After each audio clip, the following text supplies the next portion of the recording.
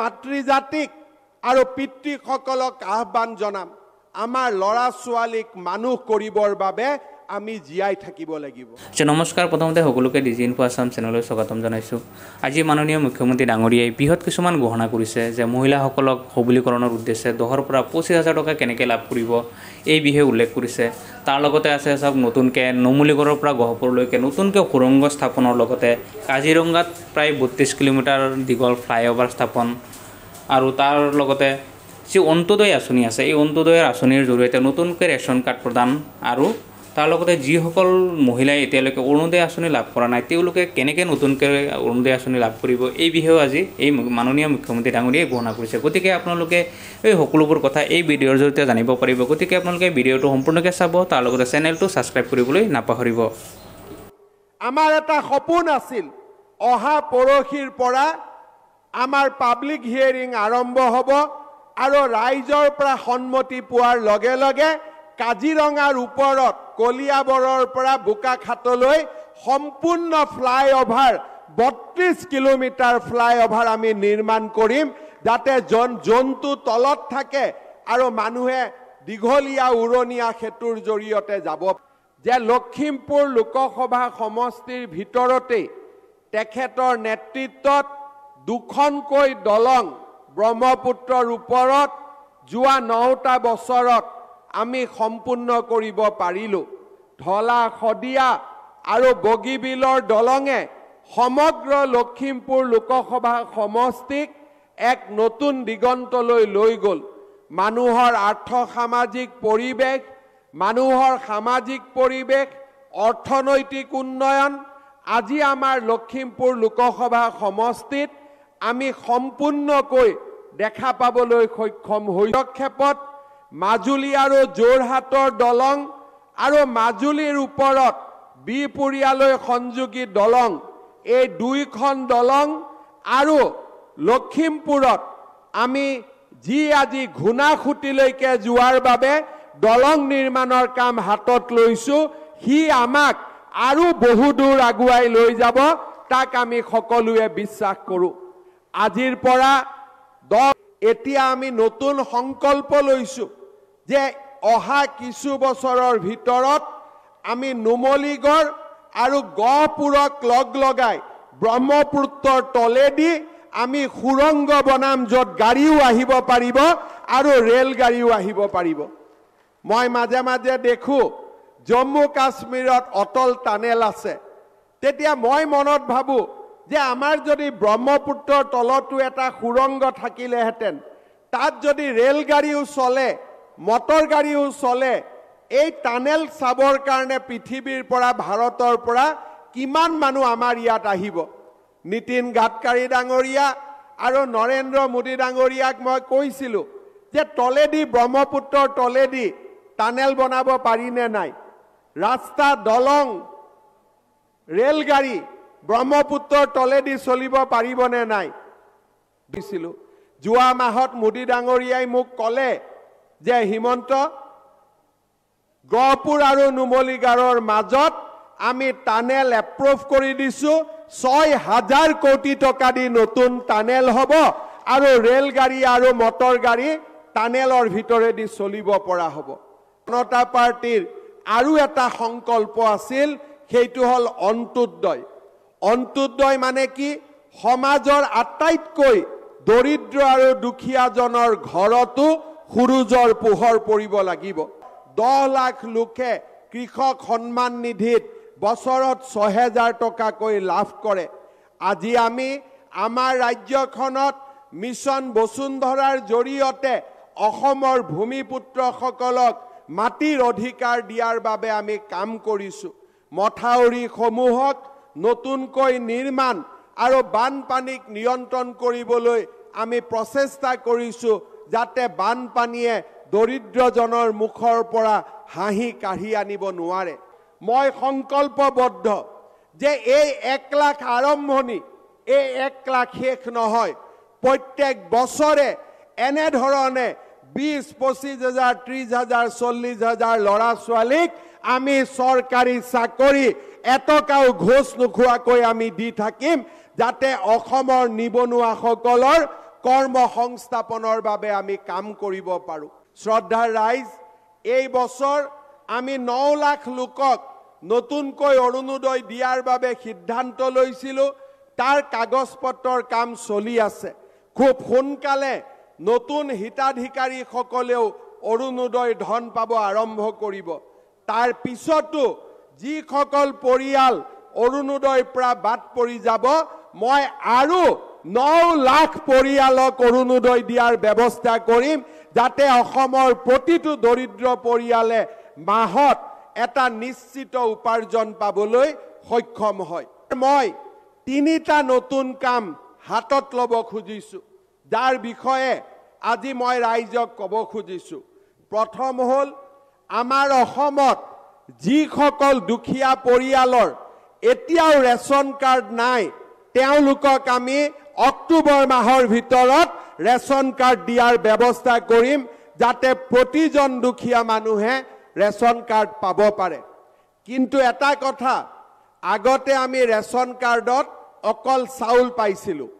এইবাৰ আমি সিদ্ধান্ত লৈছোঁ যে নহয়, যাৰ ঘৰত ৰেচন কাৰ্ড থাকিব, ৰেচন কাৰ্ডখন থাকিলেই আমি হস্পিটালত প্ৰত্যেক বছৰে 5 লাখ টকালৈকে ট্ৰিটমেণ্ট আমি বিনামূলীয়াকৈ কৰিব পাৰিম।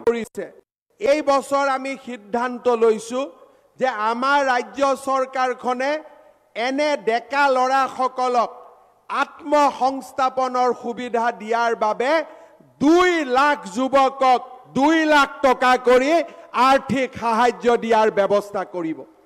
ইয়াত কোনো বেংকৰ কাগজ নালাগে, ইয়াত একো নালাগে। আমি 2 লাখ টকাকৈ ল'ৰা ছোৱালীক 1 লাখ কৰি দুবাৰ দিম। আৰু যদি 2 লাখ টকা কৰি তেওঁলোকে ভাল ব্যৱসায় আৰম্ভ কৰিব পাৰে, পৰৱৰ্তী পৰ্যায়ত আমি বেংকৰ লগত যোগাযোগ কৰি দিম। প্ৰথম অৱস্থাত আমি কোনো মৰ্টগেজ নোলোৱাকৈ আৰু কোনো ধৰণৰ বেংকত গৈ হাৰাশাস্তিৰ সন্মুখীন নোহোৱাকৈ 2 লাখ ল'ৰা ছোৱালীক আমি 2 লাখ টকাকৈ আৰ্থিক সাহায্য দিয়াৰ ব্যৱস্থা কৰিম। শ্ৰদ্ধাৰ ৰাইজ, তাৰ পিছত মোৰ আৰু এটা কল্পনা আছে। আমাৰ অসমত বহুত মহিলা আত্মসহায়ক গোটৰ লগত জড়িত। মহিলাইতো অৰুণোদয় পালে, নোপোৱাসকলেও পাই যাব। হায়াৰ ছেকেণ্ডাৰী পাছ কৰা ছোৱালীয়ে স্কুটি পালে, আৰু এইবাৰ বিহু নাছিলেগৈ। কিন্তু তাৰ লগত মোৰ আৰু এটা সংকল্প হ'ল যে আমি মহিলাসকলক উদ্যোগী বা ব্যৱসায়ী কৰি গঢ়ি তুলিব পাৰোঁ নে নাই। অসমত 37 লাখ আত্মসহায়ক গোটৰ সদস্য আছে, 3,70,000 গ্ৰুপ আছে, আৰু প্ৰত্যেকটো গ্ৰুপত 10 গৰাকীকৈ মহিলা আছে। আজিলৈকে কি আছিলে যে মহিলাসকলক আমি গ্ৰুপৰ জৰিয়তে বেংকৰ লোন পোৱাৰ ব্যৱস্থা কৰোঁ।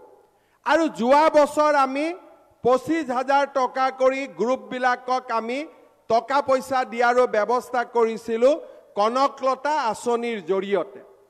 এইবাৰ মই এটা চিন্তা কৰি আছিলোঁ যে যিবিলাক মহিলা আত্মসহায়ক গ্ৰুপত আহে, তেওঁলোক বহুত এক্টিভ মহিলা। ইয়াত যিখিনি কথা শুনিব, গাঁৱত গৈ ক'ব, আৰু আপোনালোকে ৰাজহুৱা কাম কাজ সকলোতে আগভাগ লৈ আছে। এতিয়া চৰকাৰে যদি আপোনালোকক কিবা সহায় কৰে, আপোনালোকে কিবা নহয় কিবা ভাল কাম কৰিব পাৰিবনে নাই? হাত দাঙক যিবিলাকে পাৰিব। সেইকাৰণে মই এইবাৰ সিদ্ধান্ত লৈছোঁ যে প্ৰথম বছৰ গ্ৰুপত নহয়, সব গ্ৰুপৰ মেম্বাৰৰ বেংক একাউণ্ট ল'ম, অলপ ট্ৰেইনিং কৰাম, আৰু তাৰ পিছত আপোনালোকৰ বেংক একাউণ্টত প্ৰথম বছৰত 10,000 টকাকৈ ডাইৰেক্টলি আমি দি দিম। যিমান গ্ৰুপত মহিলা আছে 10,000 টকা পালে, যদি হাজবেণ্ডে লৈ গ'ল আৰু একো নাপাব, তাতে থাকি গ'ল।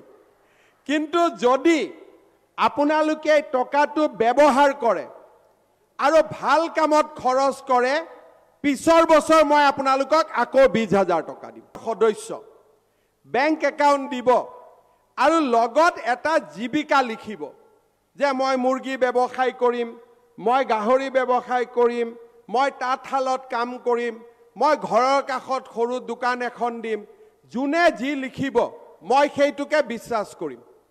কৰি প্ৰথম বছৰ আমি তাতে 10,000 টকা আমি দিম। তাৰ পিছত আমি পৰীক্ষা কৰি যিসকল মহিলাই ভাল কাম কৰিলে তেওঁলোকক আমি বেংকৰ পৰা লোন পোৱাৰ ব্যৱস্থা কৰিম। আৰু বেংকৰ লোনৰ সুদ আপোনালোকে দিব নালাগে, সুদটো ৰাজ্য চৰকাৰে দিব, আপোনালোকে সুদটো দিব নালাগে। আৰু তাৰ পিছত সেই বেংকৰ লোনত যদি 50,000 টকা আপোনালোকে লোন লয়, 25,000 টকা মই ঘূৰাই দিম, 25,000 টকা আপোনালোকে ঘূৰাই দিব।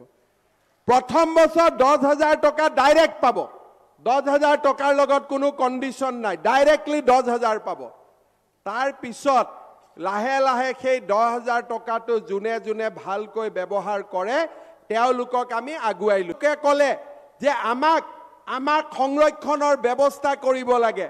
আজি গোৱালপাৰা জিলাত 3টাকৈ চিট আজি জনজাতীয় লোকৰ কাৰণে সংৰক্ষিত হৈছে। আজি ট্ৰাইবেল বেল্ট এণ্ড ব্লকত চুতীয়া আহোম মানুহসকলে ক'লে যে আমাক মাটি কিনাৰ বাবে অধিকাৰ লাগে। আমি ক'লো ঠিক আছে, আপোনালোকে মাটি কিনিব। ট্ৰাইবেল লোকসকলৰ কাৰণে নতুনকৈ আমি ট্ৰাইবেল বেল্ট ব্লক বনাইছোঁ। জনজাতীয় অজনজাতীয় খিলঞ্জীয়া হিন্দু মুছলমান সকলোৰে সমস্যা আমি সমাধান কৰাৰ বাবে চেষ্টা কৰিছোঁ। ধেমাজি লখিমপুৰৰ ল'ৰাই মেডিকেলত চিট পাব লাগিব। তাৰ কাৰণে কি কৰিব লাগিব? আমাৰ সামাজিক সংগঠনসমূহে পঢ়াৰ পৰিৱেশ সৃষ্টি কৰিব লাগিব। সুপাৰ 60, সুপাৰ 30 ধেমাজি লখিমপুৰ তিনিচুকীয়া ডুমডুমা শদিয়াত আমি খুলিব লাগিব। মাজুলীৰ ল'ৰা ছোৱালীৰ মাজত আমি সুপাৰ 30, 60 আমি খুলিব লাগিব। ইঞ্জিনিয়াৰিং কলেজ হ'ল, কোন ল'ৰা ছোৱালী পঢ়িব? মাতৃজাতিক আৰু পিতৃসকলক আহ্বান জনাম, আমাৰ ল'ৰা ছোৱালীক মানুহ কৰিবৰ বাবে আমি জীয়াই থাকিব লাগিব। ল'ৰা ছোৱালীক পঢ়াওক, ল'ৰা ছোৱালীক আগবঢ়াই লৈ যাওক, যাতে আমি এখন নতুন অসম নিৰ্মাণ কৰিব পাৰোঁ। আজি আমি গাঁৱে গাঁৱে স্কুল খুলিছোঁ, মডেল স্কুল খুলিছোঁ। এতিয়া 1,000খন স্কুলক আমি নতুনকৈ বিল্ডিং বনাবৰ বাবে 8 কোটিকৈ টকা দিম, যাতে আমাৰ স্কুলবিলাক ইংলিছ মিডিয়ামৰ প্ৰাইভেট স্কুলতকৈ ভাল হ'ব পাৰে।